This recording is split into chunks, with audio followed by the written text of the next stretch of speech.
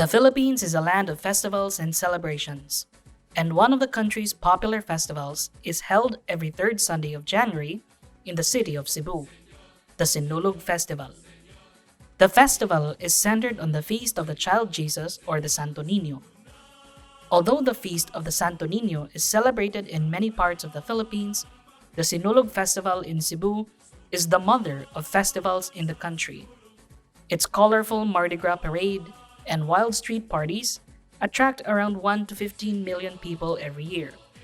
With its deep-rooted Catholic tradition fused with modern-day festivities, the Sinulog remains to be the largest and grandest Filipino festival. So today we will be looking at some festive facts about Cebu's Sinulog Festival. But before we get started, make sure to subscribe to the Kabilin Center channel. It will help us immensely. Now, are you ready to?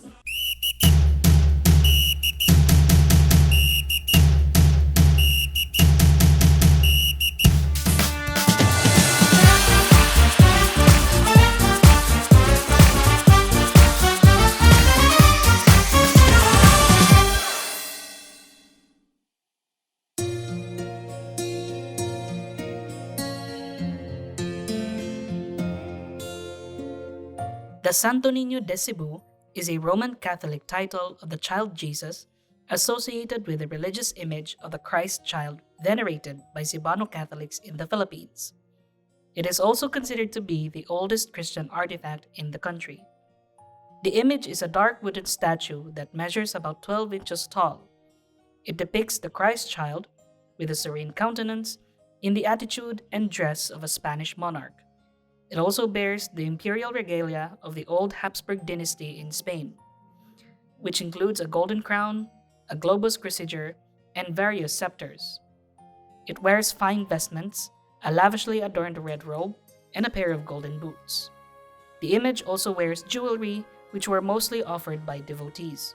The Santo Niño de Cebu was originally produced by Flemish artisans based on a vision of Saint Teresa of Avila. The image was brought by the Portuguese explorer Ferdinand Magellan in an expedition ordered by King Charles V of Spain to find a westward route to the Spice Islands. Upon arriving in Cebu on April 1521, Magellan presented to the Queen, who was named Juana, 3 gifts as a token of sealing an alliance with the natives.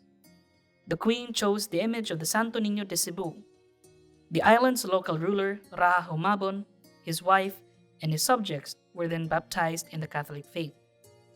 A few days after the mass baptism, Magellan undertook a war expedition on behalf of the newly christened King Humabon, who took the name Carlos after Charles V of Spain. He attacked the nearby island of Mactan, which culminated in the clash between Magellan and his men against the natives led by Lapu-Lapu. Magellan was killed in what became known as the Battle of Mactan on the 27th of April 1521. After Magellan's death, the Santo Niño was said to have been kept by the native Cebuanos and was worshipped alongside their other wooden idols. 47 years later, an expedition led by Miguel Lopez de Legazpi had succeeded in conquering Cebu after burning down the native settlement with cannon fire. In the ruins of the destruction, a Spanish mariner named Juan Camus found the Santo Niño in a pine box. According to tradition, the survival of the statue was seen as a sign of miracle by Legazpi and his men. But even then, it has been believed to have miraculous powers by the Cebuanos. A church to house the Santo Niño was built on the spot where the image was found by Juan Camus. It is known today as the Basilica Minore del Santo Niño de Cebu.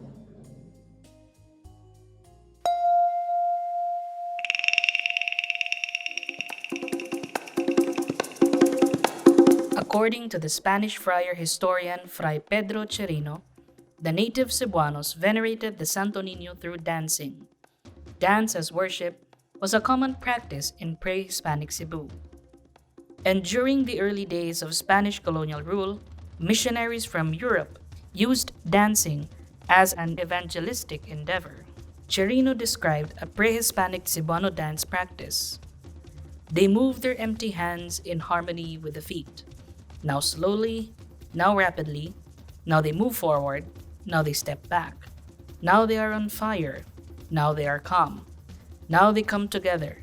Now they move apart. Everything is with graceful decency. This dance movement was later Christianized and was used in the veneration of the Santo Niño de Cebu. The dance became known as Sinulog. Sinulog was widely practiced during the 19th and 20th centuries. During the late 1880s, the Sinulog dance was performed by churchgoers inside the San Agustin Church, which is now known as the Basilica Minore del Santo Niño de Cebu, during the High Mass of the Feast of the Child Jesus. In the following years of the late 1800s and early 1900s, the Sinulog dance was disallowed, then restored, and then disallowed again, primarily because of the frenzy of dancing devotees became too difficult to control. But by the 1950s and 60s, the Sinulog became a more decorous and feminized dance, performed by women candle sellers outside the church door. Its simple forward and backward movement, which simulates the wave current, is the basic pattern of the original Sinulog dance.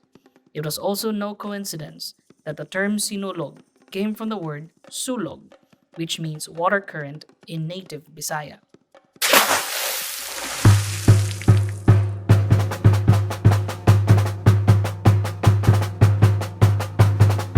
The Sinulog dance took form in different variations over the years. One variation, known as the Sinog, a traditional dance that was originally used to connote the duel between the Christians and the Moros during the Muslim raids that were prevalent in Cebu and the eventual colonization of the islands during the Spanish period.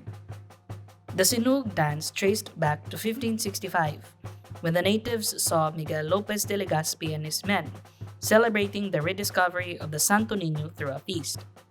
The Spanish allowed the natives to observe the festivities and were struck in awe at the reverence that was accorded to the Santo Niño. The dance choreography of the Sinog is more akin to the Moro-Moro dance of the 17th century. This traditional war dance variation of the Sinulog is performed by costumed boys engaged in a mock duel with spoken lines and drum accompaniment. The duel ends when the Christians triumph over the Moros.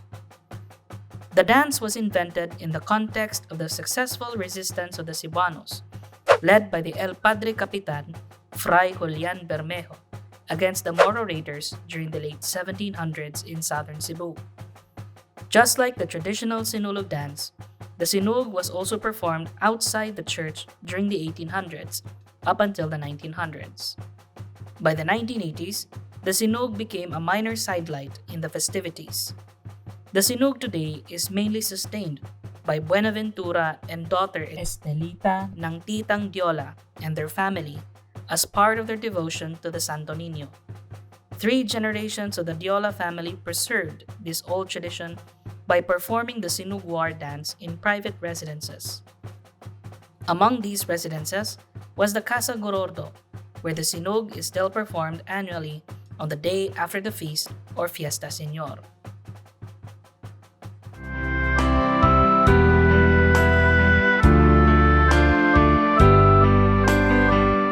The feast day of the Santo Niño is held on the 3rd Sunday of January each year. Prior to the feast day, 9-day novena masses are observed. In these 9 days, devotees from across Cebu and beyond would converge in the Basilica Minore del Santo Niño de Cebu. Devotees in their thousands would normally bring their Santo Niño replicas with them to have them blessed during the days leading up to the feast day. On the morning of the last day of the novena, prior to the feast day, a solemn procession called Traslación takes place. In the procession, the images of the Santo Niño and of Cebu's Virgen de Guadalupe de Cebu are brought to the neighboring city of Mandaue, where they stay overnight in the National Shrine and Parish of St. Joseph, thus enacting a reunion of the Holy Family. On the morning of the Vísperas, or eve of the feast, the images of Santo Niño and of the Virgen de Guadalupe de Cebu are brought back to Cebu City in a fluvial procession that concludes with a reenactment of the first Mass and baptism in the islands. The fluvial procession also serves as a meaningful reminder of the journey of the Santo Niño image from across the seas. It is then followed by a foot procession in the afternoon, culminating in a pontifical mass concelebrated by bishops and priests. The Sinulog Festival is then held on the following Sunday.